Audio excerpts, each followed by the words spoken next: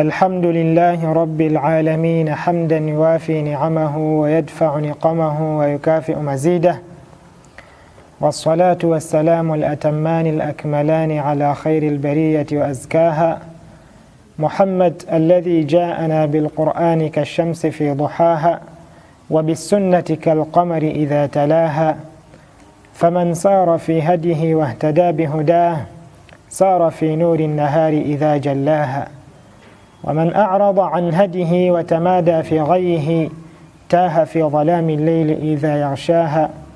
وصلى الله وسلم على سيدنا محمد البشير النذير وعلى آله وصحبه وتابعهم بإحسان إلى يوم الدين. أما بعد، amatendo amajjuvu ga Mungu subhanahu wa ta'ala oyo jalla jalaluhu wa amma nawaluhu yasukkuluma mu buli nsonga yonna, atayina kimufaanana mu buli nsonga yonna, okusaasira n'emirembe jidde eri omubaka Muhammad sallallahu alayhi wa sallama. Allahu jalla jalaluhu wa amma nawaluhu gwe yatutumira nga kyekyokulabirako eri abantu bonna. Yatugamba jalla jalaluhu wa amma nawaluhu, laqad kana lakum fi rasulillahi uswatun hasana. Mazima ddala omubaka Muhammad sallallahu alayhi wa sallama kyekyokulabirako ekirungi eri abantu bonna abakkiriza, nga tewawuddwamu kategori y'abantu yonna, nti oba ono afaanana bw'ati ye okugobera omubaka sallama tekimukwatako, oba yeko eyo grade yayitawo nnyo, ate ono tannatuuka. Omutono, omunene, owa wansi, owa waggulu, omubaka Muhammad sallallahu alayhi wa sallama kyekyokulabirako baganda bange ab'ebitiibwa. Naye omubaka Muhammad sallallahu alayhi wa sallama Allah subhanahu wa ta'ala yamuwa ekitabo ekitukuvu Qur'ani, ng'ekitabo ekitukuvu Qur'ani nga lyeddagala lya buli kintu kyonna. Yensonga yatugamba nti walau annahum idh zalamu anfusahum ja'uka fastaghfaru llaha wastaghfara lahum ar-rasul, bwe babanga balina ensonga ebatawaanyizza, ekwegamba ensonga okugimulungula kudde eri Allah na mubaka we, kudde eri ekitabo ekitukuvu Qur'ani. Baganda bange ab'ebitiibwa, naye ensonga enkulu gyetwagala okutunulako olwaleero, ng'era tugijja mu kitabo kya Mungu subhanahu wa ta'ala, mu bigambo bya Allah n'ebigambo by'omubaka we Muhammad sallallahu alayhi wa sallama. Ensonga ekyafaayo ky'omubaka Muhammad sallallahu alayhi wa sallama, okuzaalibwa kw'omubaka Muhammad sallallahu alayhi wa sallama, ebikwata ku mubaka Muhammad sallallahu alayhi wa sallama, okusanyukira omubaka Muhammad sallallahu alayhi wa sallama. Nga ebyo byonna byegattira mu kigambo kimu, ng'ekigambo ekyo mustalah kyaleetebwawo oba kyateekebwawo nga ne funuuni endala zonna oba ulumu endala zonna, subjects endala zonna bwe zibeera ne mustalahaati zaazo. Ti mustalah eyitibwa mustalah al-mawlidu nabawi. Baganda bange ab'ebitiibwa, bwe tuyingira mu mustalah eyo oba mu subject eyo, kye tulina okumanya nti tuba tuyingidde mu siira, tuba tuyingidde mu taarikh, tuba tuyingidde mu qisasul anbiya, mu byafaayo by'aba anbiya alayhimu salatu wassalaam, ng'ow'ekitiibwa ali ku ntikko waabwe ye mbaka Muhammad sallallahu alayhi wa sallama. Baganda bange ab'ebitiibwa, tustashkala, twebuuza oba tubuzaabuzibwa ne tugambibwa nti mu subject eya siira mulimu bab, mulimu episode, mulimu part ey'okuzaalibwa kw'omubaka Muhammad sallallahu alayhi wa sallama eyitibwa al-mawlidu nabawi. Ne tusiŋŋaana nga tujjibwa nnyo ku episode eyo, ku part eyo ne bagitujjako mu mbeera y'okuba nti part eyo eyitibwa eya bid'a, kwegamba nti teyaliiwo. Eyinza etya okubanga teyaliiwo?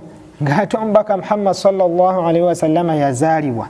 Bw'oba ogamba nti paati eyo mu siira eyitibwa al-mawlidu nabawi teriiwo, obanga ogamba nti omubaka Muhammad sallallahu alaihi wasallama teyazaalibwa, ogamba nti teri mu ddiini, kiba kitegeeza omubaka Muhammad sallallahu alaihi wasallama teyazaalibwa. Naye kye twagala okukkaanya, kathiru min annaas, bantu bangi bawulira oba bakitwala nti ekyo kyajjawo obuzzi tekyaliwo ku mulembe gw'omubaka Muhammad sallallahu alaihi wasallama. Ensonga eyo yatandikira ddala okuva ku mulembe gw'omubaka Muhammad sallallahu alaihi wasallama paka ku qurunu thalatha, ebyasa ebisatu ila man ba'dahum hatta yawmina hadha, paka olwaleero baganda bange b'ebitiibwa. Baganda bange b'ebitiibwa, ffenna tukimanyi bulungi nnyo nga wemba nnyonnyodde nti ulumu zeddiini subjects na funun na mitendera egya irimu mu ddiini baganda bange b'ebitiibwa. Naye mu subjekti ya taarikh oba mu subjekti ya taarikh mulimu subjekti ya siira, amakulu mulimu paati eyogera ku mubaka Muhammad sallallahu alaihi wasallam. Taarikh, history, aviira ddala okuva eri Mungu subhanahu wa ta'ala ng'agenda okutonda ensi eno. Bw'atyo yagitonda n'agamba Jibril kola kino kola bw'oti, n'agamba bamalaika ab'enjawulo. Mu kitabo ekitukuvu Qur'ani yatugamba nti huwa alladhi khalaqa as-samawati wal arda fi 6 ayyam. Mungu subhanahu wa ta'ala yatonda eggulu n'omusanvu fi 6 ayyam, mu nnaku 6 zokka. Atubulira oyo yenna history n'atambula n'aveeyo n'ajja okutuusa ku kutondebwa kwa Adam alayhi salatu wassalam, n'agamba bamalaikatu rahman inni ja'ilun fil ardi khalifa, abange ngenda kuteeka omusigire mu nsi eno. Qalu ataj'alu fiha, bamuddamu bye bamuddamu. Adam alayhi salatu wassalam n'atondebwa, oyo yenna history taarikh, atondebwa n'ateekebwa mu jjana, oyo yenna history taarikh, okutuusa we yaggyibwa mu jjana olw'ensonga ti Mungu subhanahu wa ta'ala yali amutonze kubeera ku nsi kuno, kubanga khalifa yagenda okuvaamu abasigire ba Mungu subhanahu wa ta'ala ku nsi kuno. History najja waba anbiya alayhi salatu wassalam, Adam, Nuh, Idris, Hud, Salih na bonna Mungu subhanahu wa ta'ala yabogerako mu kitabo ekitukuvu Qur'ani. Oluvannyuma history n'atuuka ku mubaka Muhammad sallallahu alaihi wasallama taarikhe. Bw'atuuka ku mubaka Muhammad sallallahu alaihi wasallama, eyo paati wali paati ey'aba anbiya alaihi salatu wassalam neetibwa qisasul anbiya, kyokka paati ey'omubaka Muhammad sallallahu alaihi wasallama neeyitibwa siira. Paati y'omubaka Muhammad sallallahu alaihi wasallama bw'eyitibwa siira w'omman sallama naye alimu emitendera. Amakulu ayogera ku mubaka Muhammad sallallahu alaihi wasallama, biki bye yayogerwako nga tannaba kuba nti ajja mu bulamu bw'ensi eno. Bingi nnyo mubaka sallama bye yayogerwako mu bitabo by'aba anbiya alayhi salatu wassalamu abaakulembera. Isa ibn Maryam yagamba abantu be, inni rasulullah ilaykum musaddiqan lima bayna yadayya min at-tawrat wa mubashiran bi rasul, atemba wa mawulire ag'essanyu. Omubaka Muhammad sallallahu alaihi wasallama agenda okujja oluvannyuma lwange, ismuhu Ahmad, erinnya lye Ahmad Muhammad. Mungu subhanahu wa ta'ala endagaano zeyakolanga ne anbiya alayhi salatu wassalam nga byonna history ayogerwa ku mubaka sallama nga tannaba kubaawo. Oluvannyuma akaseera ne kasemberaako okubaawo. Kef maama we ne kitaawe bajja batya okubeera, bonna bakwatagana batya, oyo yenna history part. Oluvannyuma ne tugenda akaseera kaako okubeera wekasembera, awo paati eyo nebeera mu siira mwonna nebeera ng'eyitibwa al-mawlid, egamba nga ye mawduu, gwe muto gwogera ku kuzaalibwa kwa mubaka Muhammad sallallahu alaihi wasallama. Ne we tubanga tuli bubeezi mu ssomero, mawlid tuzisoma mu subjekti ya siira, wiladatuhu sallallahu alaihi wasallama oba mawliduhu sallallahu alaihi wasallama. Kati so mu mbeera efaanako bwetyo, tewaliiwo kubuzaabuzibwa nti oba ekyo ebyo tebyaliyo, wabula okuva edda nedda ba anbiya alayhi salatu wassalam nabo bategeera nti omubaka Muhammad sallallahu alaihi wasallama okuzaalibwa kwe kujja kubaawo okusinziira ku byafaayo. Agamba nti yaqulu al-Hafidh Shamsuddin as-Sakhawi, al-Hafidh Shamsuddin as-Sakhawi akugamba nti okumanya siira w'omubaka Muhammad sallallahu alaihi wasallam oba mawlid okuzaalibwa kwa Muhammad sallam, eyo yonna kwegamba ibaada eyo ey'okusoma ku siira ku kyafa ky'omwami sallama butya we yazaalibwa kuva dda ganti law hasala tasaddi li jam'i ism man kataba fi sirati nabawiya lakana fi 20 mujalladan fa akthar. Singa tusalawo tubaleebale tugattegatte amannya gaabo baulama ba ajilla abawandiika ku siira wambaka Muhammad sallallahu alaihi wasallam ku byafa wambaka Muhammad sallallahu alaihi wasallam twandigasse bitabo nga biwera 20 n'okudda waggulu. N'agamba nti ebigambo ebyo we yabyogera ng'ebigambo ebyo bikwatagana byali ku mulembe okusookera ddala ku mulembe ogwasooka alqarnu alula okusookera ddala ku kyansa ky'omubaka Muhammad sallallahu alaihi wasallama paka ila alqarni tasi' paka ku kyansa eky'omwenda kye yali muhafidhuddin alhafidh Shamsuddin as-Sakhawi. Naye kakati ate olwo oluvannyuma lwe ate bangi bajja ne bawandiika ku siira w'omubaka Muhammad sallallahu alaihi wasallama ne bawandiika ku maulidu nabawi baganda bange b'ebitiibwa. Kati so mu mbeera enfaanako bw'etyo era akugamba nti oluusi omuntu ayinza okulowooza nti ebyo byakatandika butandisi, naye singa tugezaako okubeera nti tukuŋŋaanya bamuhaddithiina bahufaadh bamuhaddithiina abawandiika ku mawlidi abawandiika ku maulidu nabawi sallallahu alaihi wasallama okuva ku kyasa ekyokusatu paka ku byasa okuva ku kyasa ekisookera ddala paka mu kiseera kya leero kye tulimu ebitabo byandibadde nga bingi nnyo baganda bange b'ebitiibwa. Mu bawandiika ku kyafayo ky'omubaka Muhammad sallallahu alaihi wasallama oba abawandiika ku maulidu nabawi asharif mulimu الحافظ أبو بكر بن عاصم من أهل المئة الثالثة. الحافظ أبي بكر بن أبي عاصم ومسجّو يوانديك مولدي يوانديك ekitabo ekikwatagana ku maulidu nabawi kyokka nga ali eri mu kyasa ekyokusatu fil mi'ati thalitha mukhayrul qurun. Kakati ne weewuunya omuntu akugamba nti ebyo tebyaliyo. Kakati oyo w'omukhayrul qurun eyawandiika ku maulidu nabawi yabijja kwani? Ebyo yabijja kwani? Kitegeeza yabijja kubasomesa abamusomesa mu qarni thani ne mu qarni al-ula okuva eyo yonna nga al-maulidu nabawi ebyafaayo by'omubaka Muhammad sallallahu alaihi wasallam okubisomako weebiri baganda bange b'ebitiibwa.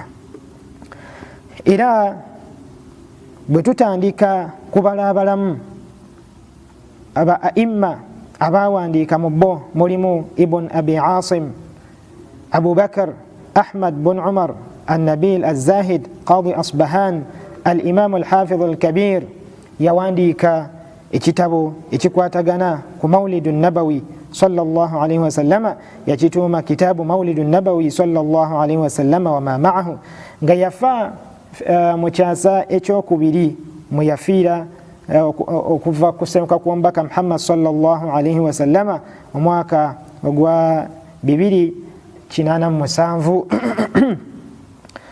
Oyo hafidh y'omu ku baawandiika ku maulidu nabawi. Imaamu omulala yali ayitibwa Abul Abbas Ahmad bun Abi Abdillahi Muhammad bun Ahmad al-Lakhami, naye yali muhaddith era nga musnid nga ahadithi ze azina sanadi zonna, naye yawandiika ku maulid an-nabawi gye yatuuma ad-durr al-munazzam fi maulid an-nabiy al-mu'azzam. Ba imaamu bangi nnyo abawandiika ku kyafayo ky'omubaka Muhammad sallallahu alaihi wasallama. Imaamu omulala ye kennyini gwe tusinga okutegeera bwe tuba tugenze mu ulum za Qur'ani, Imam Ibn